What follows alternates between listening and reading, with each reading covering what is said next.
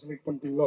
Sorry sir, hero குடிகாரர் அப்படிங்கிறதுனால Pondicherry லொகேஷனா original சரக்கு கிடைக்கும், கம்மியாகவும் கிடைக்கும்னு லொகேஷன் செலக்ட் பண்ணிட்டீங்களா? இல்ல அப்படிலாம் தெரியல சார். அப்படின்னு சொன்னீங்கன்னா அவங்க சுவாரஸ்யமா இருக்கும்ல. ரோஹன் சார், தேவமாரி அவருடைய இது எம்பல் போடலையே இதுல, அந்த பேனர்ல இதுல. இல்ல நம்ம தான் டிஸ்ட்ரிபியூஷன் பண்றோங்க சார். நம்ம தான் பண்றோம். டேரக்டர் சார், எப்பவுமே வந்து குட் டே குட் டேனா மேக்ஸிமம் வந்து நல்ல நாட்கள் சொல்லுவாங்க. ஆனா இங்கிலீஷ்ல போடுவாங்க மேக்ஸிமம். ஏன் நீங்க தமிழ்ல போட்டீங்க டைட்டில்? ஏன் தமிழ்ல என்ன பிரச்சனைன்னு? இல்ல தமிழ்ல என்ன பிரச்சனைனா, இப்போ வந்து தமிழ்ல வந்து கூகுள்ல ட்ரை பண்ணா தமிழ்ல வராது. இப்போ இங்கிலீஷ்ல ட்ரை பண்ணா டக்குன்னு வந்து எடுத்து கொடுக்கும். அதுக்காக தான் கேட்கறேன். ஹேஷ்டேக் யூஸ் பண்ணிக்கலாம். தேங்க்ஸ்.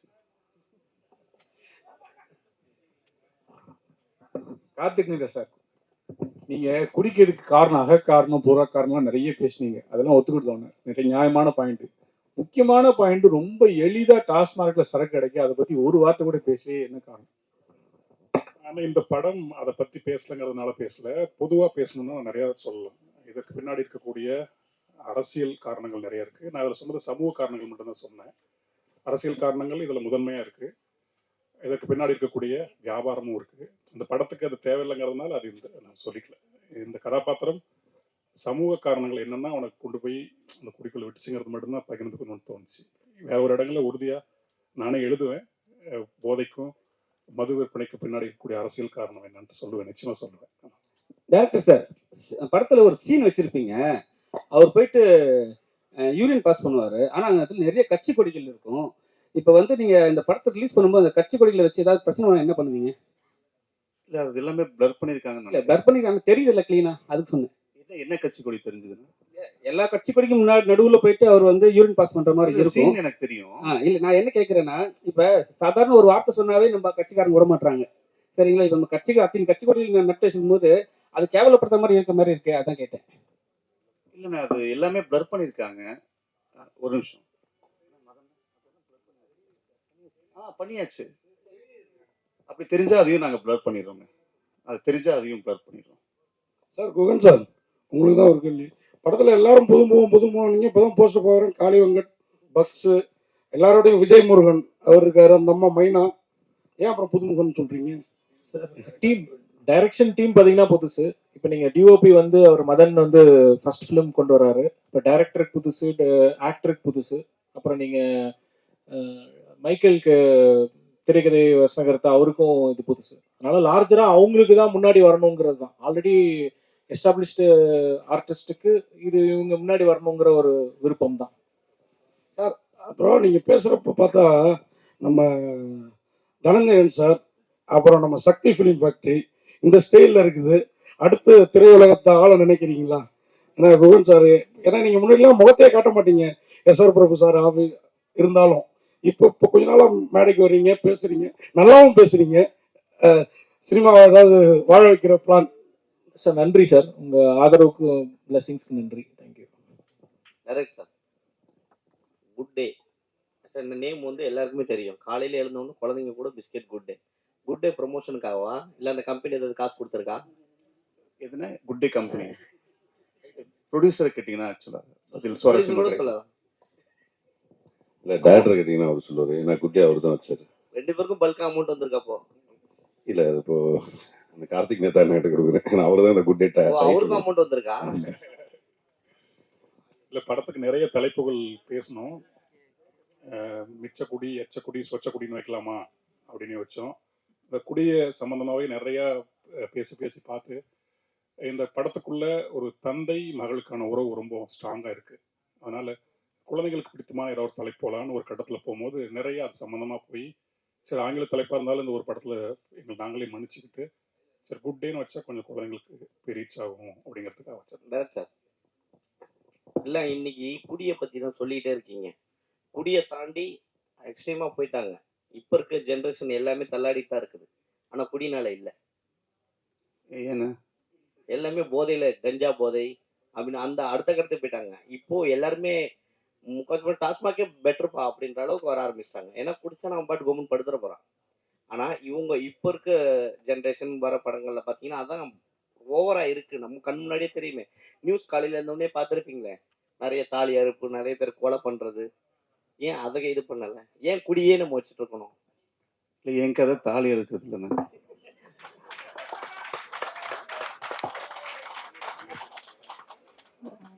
சார் வணக்கம் சார். கதை ஸ்டோரி எழுதியிருக்கீங்க சார்? சொல்லுங்க. ஒன்றும் இல்லை சார், மாதவன் சார் வந்து எவனோ ஒருவன் படம் நடிச்சிருப்பாரு. உங்களோட படமும் அது மாதிரி தான் இருக்குது. ஆனால் அவர் வந்து குடி இல்லாமல் சமுதாயத்தில் அவர் வந்து ஒரு ட்ரெயினில் ஓரமாக உட்கார முடியாமல் ஃபேமிலியில் வர பிரச்சனைகளை சந்திச்சுட்டு சொசைட்டியில் ஒரு கூல்ட்ரிங்க்ஸ்க்கு எக்ஸ்ட்ரா ஒரு 2 rupees வாங்குறது, அதனால் ரொம்ப மன உளைச்சலுக்கு ஆளாகி இந்த உலகமே எனக்கு தேவையில்லை அப்படிங்கிற மாதிரி ஒரு எக்ஸ்ட்ரீமுக்கு போவார். ஆனால் அவர் அதில் குடி பழக்கத்தை காமிச்சிருக்க மாட்டார். நீங்கள் இதை காமிக்கிறீங்க. அன்னைக்கே வந்து குடி இல்லாமல் வந்து சில விஷயங்கள் பண்ணுறாங்க, குடியை வச்சு தான் இதை காமிக்கணுமா அப்படின்னு எதனால் தோணுச்சு சார்? சார் இப்போ குடியை வந்து இது இங்க வந்து நம்ம நியாயப்படுத்தல, இதுல குடியை நியாயப்படுத்தல. குடிங்கிறது ஒருத்தன் அவன் தன்னோட டெம்பரரியான ஒரு சைலன்ஸ்க்கு அவன் குடிக்கிறான். எல்லாருமே இங்க எல்லாருமே டெம்பரரியான சைலன்ஸ் தான் குடிக்கிறோம். ஆனா அந்த டெம்பரரியான சைலன்ஸ் இவனுக்கு நடக்கல. எல்லாருக்குமே குடின்னா ஒரு கருத்து இருக்கு இல்லையா? இதை நீங்க பாத்தீங்கன்னா அதோட பாயிண்ட் ஆஃப் வியூ மேபி மாறலாம். அதுக்காக இந்த குடிங்கிற போர்ஷன் வந்து எங்களுக்கு தேவைப்பட்டது. மற்றபடி குடி குடி குடி எல்லா குடியும் இதுல சேர்க்க வேண்டாம். இது நீங்க பாருங்க, இது ஒரு தனி குடியா இருக்கும். கண்டிப்பா நல்ல குடி தான் இது, பாருங்க. So question to you. இங்க to your right. Congratulations, வாழ்த்துக்கள். முதல்ல சின்ன படங்கள் வந்து இவ்வளவு தூரம் வந்ததே பெரிய விஷயம். அண்ட் வெற்றிகரமாக இந்த லெவலை கொண்டு வந்திருக்கிறதுக்கு பெரிய வாழ்த்துக்கள். Especially to dream warriors for backing them all the way through. Sir, நான் கேட்க வேண்டியது, இது கார்த்திக் நேதாவுடைய வாழ்க்கையால இன்ஸ்பயர் பண்ணப்பட்ட கதையா, இல்ல the whole thing that happens வந்து கம்ப்ளீட்லி பேஸ்ட் ஆன் ஸ்டோரியா? இல்ல சார், இது வந்து இவரோட இன்ஸ்பிரேஷன் தான். இவர் வாழ்க்கையில நடந்த ஒரு 2 சம்பவங்கள். இவர் வந்து ஒரு டைம் போலீஸ், எனக்கு சரியா தெரியல, நான் ஒரு அவுட்லைனா நான் சொல்றேன். போலீஸ் இவர் தப்பு பண்ணிட்டாங்கன்னு சொல்லிட்டு கூப்பிட்டு போயிருக்காங்க. இங்கேயே உட்காரு, நான் வர வரைக்கும் அப்படின்னு இருக்காரு. அடுத்த டைம் வந்து பார்க்கும்போது இவர் கேப் எடுத்துட்டு ஓடிட்டாரு. தொப்பியை போட்டு உட்காந்து ஒயின் ஷாப்ல உட்காந்து குடிச்சிட்டு இருந்திருக்காரு. அது சொல்லும் போது நமக்கு எப்படி இருக்கும் அது? ஸோ அது வந்து எங்களை இன்ஸ்பயர் பண்ணுச்சு.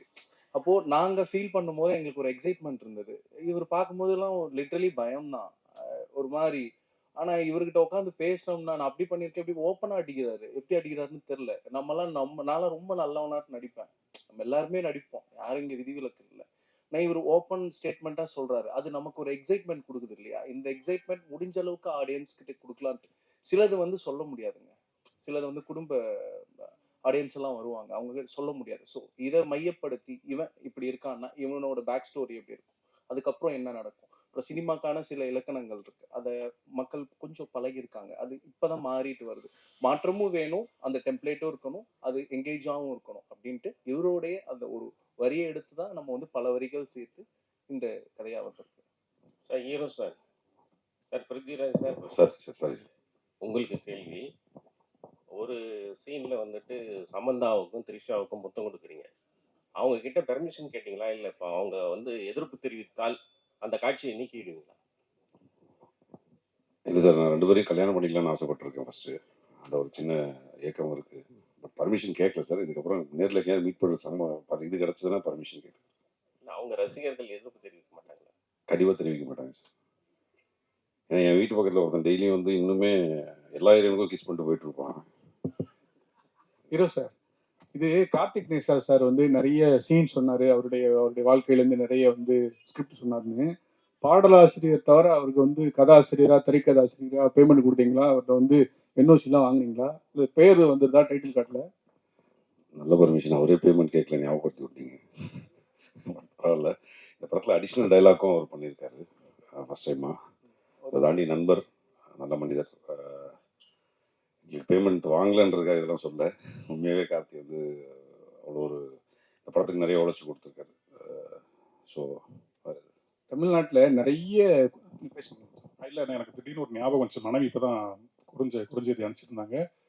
குட் டே வந்து என்னுடைய 100வது படம்.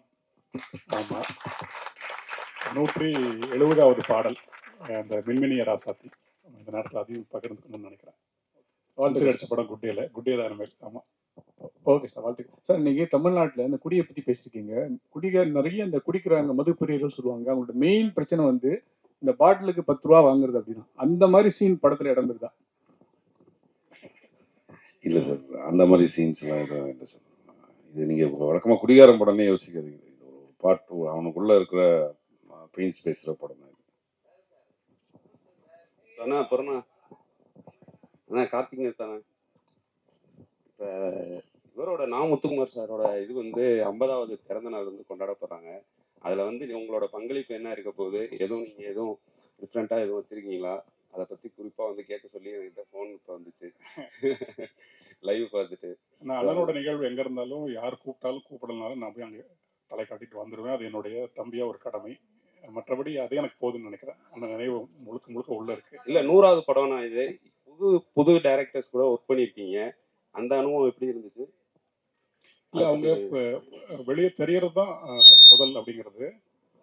ஆனால் ஒரு நீண்ட நெடிய பயிற்சியும் அனுபவமும் உள்ளவங்க அத்தனை பேருமே. முழுக்க முழுக்க வாசிக்கிறதுலேருந்து, படங்கள் பார்க்கறதுலேருந்து, எழுதி பார்க்கறதுலேருந்து ஒரு வெல் ட்ரெயின்டு, வெல் எக்யூப்டு ஆளுங்க தான் அத்தனை பேரும். முதல் படங்கிறதுனால அது முதல் படம்னு சொல்லிக்கிறோம், அவ்வளோதான். ஆமாம். டைரக்ட் சார், காவி கலர் காமிச்சாவே கண்டனம் தெரிவிக்க ஆரம்பிச்சிருவாங்க. நீங்கள் காக்கி சட்டை போட்டு வேலு அதை இது பண்ணுற மாதிரி சூளம் எல்லாத்தையும் வச்சுருக்கீங்க. கிளம்பி வந்தால் என்ன பண்ணுவீங்க கொடியோட?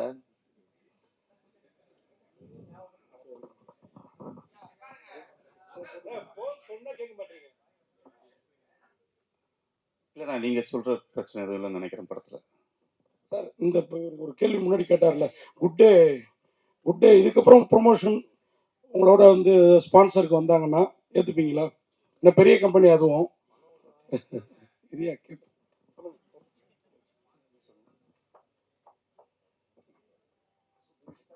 எனக்கு இது பதில் தெரியல சார். இல்ல குட்டே பிரிட்டானியா கம்பெனி ஜி. அவங்க ஒருவேளை ஸ்பான்சர் பண்றேன் அப்படின்னு எனக்கு தெரியும். அதான் அவங்க ஸ்பான்சர் பண்றோம் அப்படி எங்க டைட்டில் வச்சு எடுத்திருக்கீங்க, நாங்க ஸ்பான்சர் பண்றோம்னு வந்தா ஏத்துப்பீங்களா? உங்களுக்கு ரெண்டு லாபமா? ப்ரொடியூசர் தானே முடிவு பண்ணும். ப்ரொடியூசர் சார் சொல்லுங்க.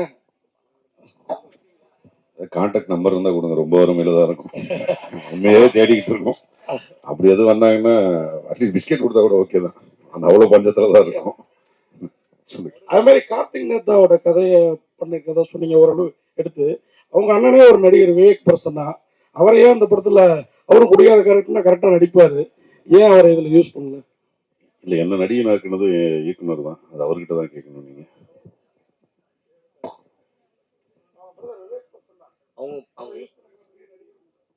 ஆமா ஆமா.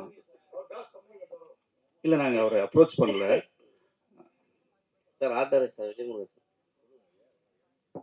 ரொம்ப நாள் கழிச்சு வந்திருக்கீங்க, ஏன் நடுவில் காணோம். ஏன்னா உங்களுக்கு போலீஸோடலாம் உங்களை விரும்பி அந்த அட்ராக்டிவான ஃபேஸ் லாஸ்ட்டாக விமல் சார் படத்தில் வந்தீங்க. ஆமாம். பட் ஆனால் அந்த மாதிரியான ஒரு நடுவில் வக்கீலாக கூட ஒரு படம் இது பண்ணியிருந்தீங்க, பேச்சுலர். ஆனால் ஏன் படங்கள் நிறைய பண்ணுறது இல்லையா? இல்லை சூஸிங்காக பண்ணலாம் அப்படின்னு வெயிட் பண்ணீங்களா? இல்லை ஆர்ட் டைரக்ஷனில் அதிகமாக பிஸியாக இருக்கீங்களா? கரெக்டாக தான் நீங்களே சொல்லிட்டீங்க. ஆர்ட் டைரக்ஷன் போயிடுறதால எனக்கு டைம் இருக்கும்போது பண்ணிக்கிறேன். ஸோ இதையும் மெயின்டைன் பண்ணி அதையும் மெயின்டைன் பண்ணுறீங்க. மெயின்டைன் பண்ணல, பண்ணிட்டு இருக்கேன். ஈஸியாக எப்படி இருக்கு?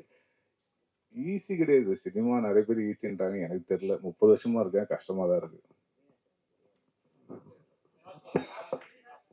சார், வாழ்த்துக்கள் சார். காட்சி சார், முதல் பாட்டு எந்த பாட்டு, என்ன படம், என் மாதிரி எந்தெந்த இசையமைப்பாளர்கிட்ட பணியாற்றிருக்கீங்க, யார்கிட்ட பணியாற்றல, அது மட்டும் கொஞ்சம் சொல்லுங்க. ஆனால் முதல் படம் வந்து தொட்டி ஜெயாங்கண்ணா, 2005 தொட்டி ஜெயா. இந்த ஊர் எனக்கு ரொம்ப பிடிச்சிருக்குன்னு ஒரு பாட்டுண்ணா. நிறைய பேரோட பெரும்பாலும் இன்னும் இளையராஜா ஐயாவோட ஒர்க் பண்ணலன்னா, அது ஒரு இயக்கம் இருக்குது. அப்புறம் வித்யாசாகர் அவரோட ஒர்க் பண்ணணும். மற்றபடி எல்லாரோடையும் வேலை செஞ்சுட்டு தானே இருக்கு.